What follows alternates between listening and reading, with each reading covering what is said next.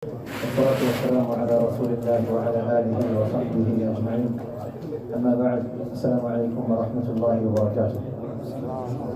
Alhamdulillah, today we were able to complete Surah Al-Nur, and then Al-Furqan, and then Al-Shu'ara, and most of Surah Al-Naml. And Alhamdulillah, in the last 2 days we've caught up and we've read an extra juz. We recited 3 juz in the last 2 days, and we asked Allah subhanahu wa ta'ala to accept it from everyone. Understanding my water was a bit severe today. It was a bit difficult today, but inshallah ta'ala it will be on our good scales, inshallah ta'ala. We ask Allah to accept it from everyone. Surah Al-Nur is a surah that if you read the translation of the surah, you find it is a surah filled with ahkam, filled with rulings. From the beginning of the surah until the end of the surah, Allah subhanahu wa ta'ala has filled this chapter with rulings of halal and haram. He has filled the chapter with different types of rulings, whether they be etiquettes that the believers must observe, or even etiquettes children must observe, etiquettes for entering the house, for eating, and to the extent he even mentions subhanahu wa ta'ala some of the severe capital punishments. Some of the severe capital punishments, and in this surah we find how Allah subhanahu wa ta'ala He freed Aisha radiallahu anha from the accusation of adultery that the munafiqeen they attributed towards her. So it's a beautiful surah filled with blessings and gems and rulings and ahkam. And what we'll do is just take a small ruling that Allah subhanahu wa ta'ala has mentioned in this surah, where He addresses both the believing men and the believing women. He says subhanahu wa ta'ala, قُلْ لِلْمُؤْمِنِينَ يَغُضُّوا مِنْ أَبْصَارِهِمْ وَيَحْفَظُوا فُرُوجَهُمْ. And say to the believing men, يَغُضُّوا مِنْ أَبْصَارِهِمْ, to lower their gazes. Say to the believing men to lower their gazes. وَيَحْفَظُوا فُرُوجَهُمْ, and to preserve and guard their private parts. ذَلِكَ أَزْكَى لَهُمْ, this is purer and better for them. إِنَّ اللَّهَ خَبِيرٌ بِمَا يَصْنَعُونَ, and Allah subhanahu wa ta'ala is well aware of everything that they do. He then subhanahu wa ta'ala addressed the believing women. He said, وَقُلْ لِلْمُؤْمِنَاتِ يَغْضُضْنَ مِنْ أَبْصَارِهِنْ, and tell the believing women to lower their gazes. وَيَحْفَظْنَ فُرُوجَهُنْ, and to guard and protect their private parts. وَلَا يُبْدِينَ زِينَتَهُنَّ إِلَّا مَا ظَهَرَ مِنْهَا, and to not show their adornments except that which is apparent from them. Now with regards to these verses, Allah subhanahu wa ta'ala has a similar command for both men and women. And this command is to lower their gaze and to guard and protect their private parts. And some of the ulama, they said, when we look at the beauty of the Quran and the kitab of Allah subhanahu wa ta'ala, Allah subhanahu wa ta'ala, He lays the foundations in the Quran. And He gives us general rules that encompass such great meanings. So what He did subhanahu wa ta'ala, He didn't mention everything here. He didn't say it is not permissible for a man to touch a woman's hand. It is not permissible for a man to hug another woman. It is not permissible for a man to kiss another woman. He didn't mention anything like this subhanahu wa ta'ala. He just sufficed with 2 rulings. And these 2 rulings encompass everything. He said subhanahu wa ta'ala, and tell the believing men and tell the believing women to lower their gazes. What is the minimum haram a person can do with the opposite gender?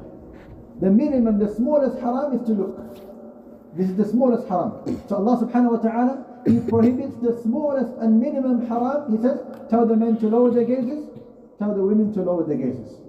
And what is the maximum haram they could do with the opposite gender?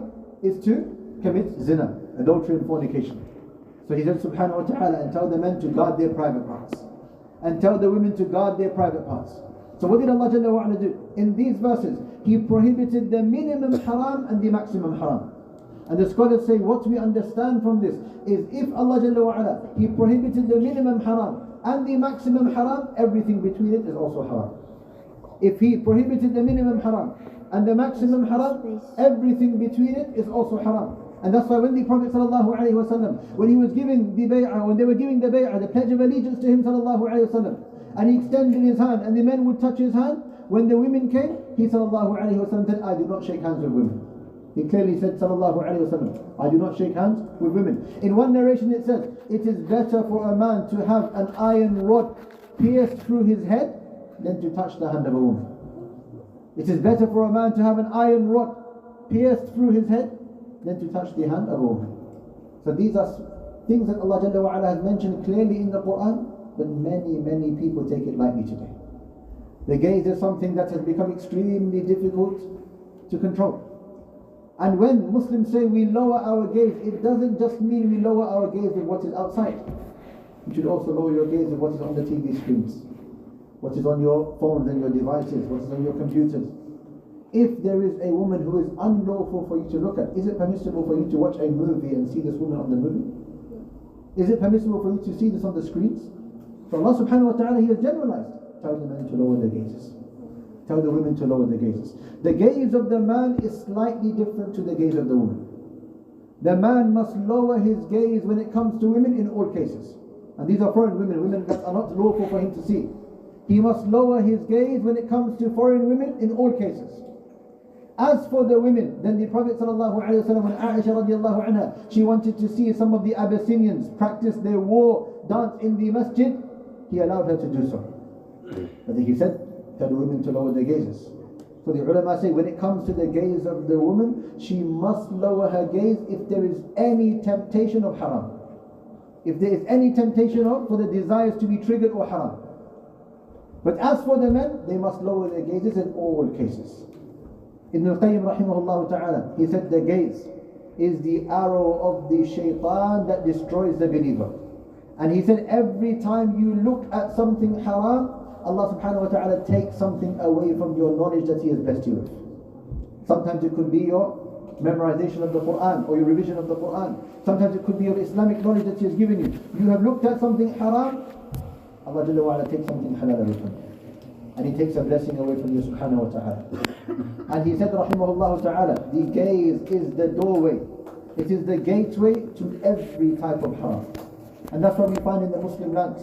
When the Crusaders and the enemies of Allah subhanahu wa ta'ala, they came to colonize the Muslim lands, one of the first things they did was to remove the hijab from women. One of the first things they did was to remove the hijab from women, because they knew if the woman is exposed outside, every temptation will enter the land. And every corruption will enter the land. And men will not lower their gazes. And men, their desires will be triggered. And this will lead them to doing haram. And this is what they did. So the scholar said, when we look into the history of Islam, almost the first 13 centuries of Islam, it was unheard of that a woman was seen, that her body and her face and her hair was seen outside in public. It was unheard of. And then after the colonizers, they came and they destroyed the Muslim lands, hijab and niqab became strange. Hijab became strange. And niqab became strange. And now Allah Jalla wa Ala is bringing a revival of these practices again. But they became strange for almost 100 years. Because these were the principles that they established and forced on the Muslim lands. So Allah subhanahu wa ta'ala has given us clear instructions in the Quran. Tell the believing men to lower their gazes and to guard their private parts. Tell the believing women to lower their gazes and to guard their private parts. Ibn al-Qayyim rahimahullah, when he was elaborating on the mas'ala, the ruling of the gaze, and he said rahimahullah, what we don't understand is how powerful the gaze is. That what happens when a person looks at something haram or something that he shouldn't, a whisper from the shaitan, it enters the heart. Just take another look. You're only going to look, you just take another look, you're not going to do anything, just look. Then that second look will trigger something else, until it may lead to even a conversation. It may lead to just a small touch. It may lead to you maybe taking the person home, dropping them to their homes, having a nice conversation with them, having dinner with them. He said this will lead to something further and further and further, until it will lead to zina, which will lead to the fire of Jahannam. And it will lead to the anger of Allah subhanahu wa ta'ala. And what we find today, and many Muslims, young Muslim brothers and sisters, they have this fitna that they have fallen into some type of haram. And this is a calamity that we have.